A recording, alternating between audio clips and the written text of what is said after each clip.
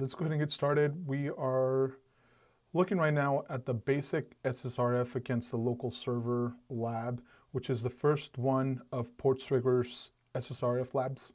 If you're going through the lab process, you might already be familiar with what SSRF is, but I'm going to give you a quick rundown and information of what it is. So what we're looking at is server-side request forgery. And essentially what it entails is you tricking the server, which is the web server that you're on, and you're typing in information, you're looking and clicking on things. For example, if you're at Amazon, you're looking at clothing, you're looking at technology, whatever it is you like. And you go in and start clicking on things. That is the browser, that is the server. And you are making HTTP requests when you're clicking on those buttons. Right? So whatever the web browser is fetching from the API is coming back with a stock API URL. Stock API being the parameter and the value being that URL that it is offering the web server. So we're going to see these things in action, and I want you to look and be familiar. Ask questions if you have any questions, or if you have any doubts, or something wasn't clear, or if it could be better explained, please leave a comment. I love criticism that can be constructive, especially if you're more experienced than I am. I would love to see your opinion and get more familiarized with different types of processes, or maybe even ways that you have solved this more efficiently. It would definitely help us quite a bit, and the community as well. Right now, what I have is the proxy and HTTP history capturing the traffic of where I am right now. So I'm using Chromium, and I don't have the intercept on, it's off. And just so you know, it will still gather HTTP history, even if you don't have it on. So let me go ahead and clear this out. You can open browser, and for me, so what it did, as soon as I clicked open browser, it gave me Chromium. I don't know what you use. I mean, you can use Firefox. If you use Firefox and Chrome, you do have to install the certificate. Otherwise, Burp Suite will launch this other browser that already has everything it needs to intercept the traffic. So you can do that. If you want to install the certificate, you can always look for it and do Burp Suite certificate, and it'll guide you through those instructions on how you can install the certificate. So for Firefox, for Chrome, you can just Google it and it'll give you the information you need. So installing Burp's certificate. However, since I am in Chromium, I don't have to do that. So I'm going to go ahead and clear out the history. I'll say yes, because it's capturing information already. So I'm going to access the lab, and as you can see here, it's doing everything as far as catching information here. Let's go to, so essentially what the lab is, we're going to find these products that are available in this website, this shop environment. So we're shopping for something, we're looking at a product and say, we're going to look at this 5-star review. I don't know what this is, and then we're going to look at the stock. Let's try to see. I'm going to clear this again. It's just we're getting so much. I'm going to clear the history there so we can start fresh and really just capture what we want to capture, okay?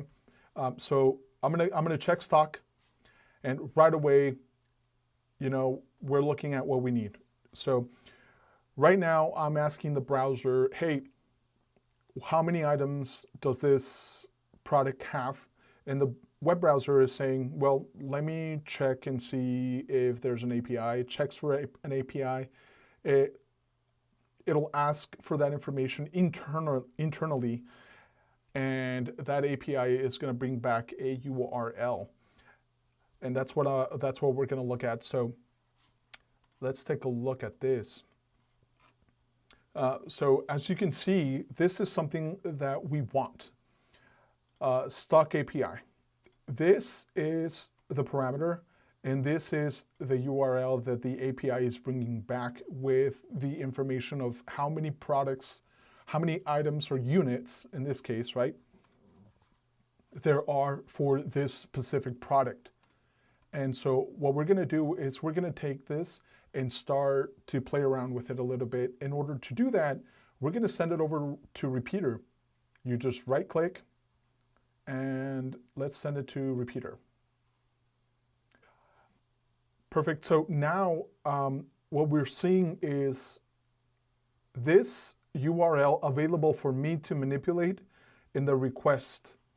And so what I'm going to do is highlight this URL. If you highlight it, you can see the decoded formats.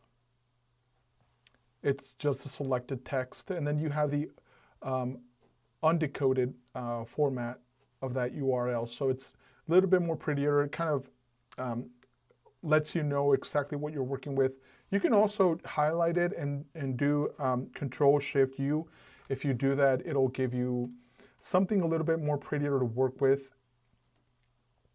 and start manipulating. And what we're going to do for this example is just put admin. Let's see what it does for us. Admin, and then we're gonna go ahead and send it.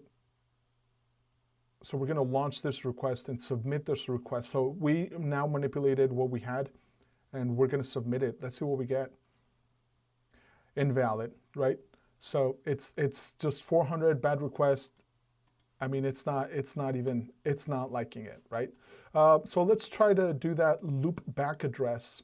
We'll leave the port, but we'll say localhost. Let's see if that'll bring us or give us anything. Oh, no. What if we do 127.0.0.1, which is the loop back address? And I'm going to delete that. We'll keep that port. Nope. Let's get rid of the port and see if we get anything else back. Nope. And let's try loop back address. You know what? Let me try .com. Nope. Let's try local 1C localhost.com. Nothing. Okay. So let's see. What do we do? What don't we do? Just localhost. Let's try that again. Nope. All right. So let's see if maybe we change this .net, into, well, okay. So it has .net. I want to leave that. I want to leave it at that, and let's just do localhost. It's really usually not this complicated, but it's giving me a hard time for some reason. So hopefully you don't have to go through that. At times, all you have to do is just change this to localhost/admin, and it'll let you go through into the admin page. But it's not letting me. So I'm getting a 400 bad requests, right? Which is fine. We'll figure this out. Let's see. Stock API. I'm gonna copy this and I'm gonna bring it over. And let's see if it makes any difference. Hey, look at that. So that worked just by changing it to localhost/admin. And now it's giving me the admin page because we're able to find everything that we need. As you can see, I'm finding Carlos here. Let's take a look at something that more easier or user-friendly to see. So if you go to render over here on this on these tabs over here on the top, you're able to see what this is explaining to us, right? What this is written, or what is written here, we're able to see it if we click on render. However, there's another trick you can do. So if you highlight this, you right click, and then you go to request in browser and select in current browser session, it's going to give you a link. If you copy that link, come over here to your tabs, open up a new tab, copy and paste it in here, it's going to take you to voila, right? What you're able to see in render. So let's go to Prady here, and I'm gonna bring it next to each other. Let's take a look. Whoa. All right, so we have quite a bit of information here. So on the left-hand side, maybe we don't understand it as well, but you know, it's fine. This gives you the ability to click on it. However, you are an end user. You shouldn't be able to delete anybody, right? I'm going to try it. Let's see what happens. Boom. Admin interface only available if logged in as an administrator or if requested from loopback, which is localhost, right? 127.0.0.1 is the network loopback address. That tells the server, okay, I need to bring or give information back because it is within the network, right? It's a loopback address. I should give the information back because it is in a trusted environment. And that is what we're tricking the server into doing. All right, so let's go ahead and do this the right way.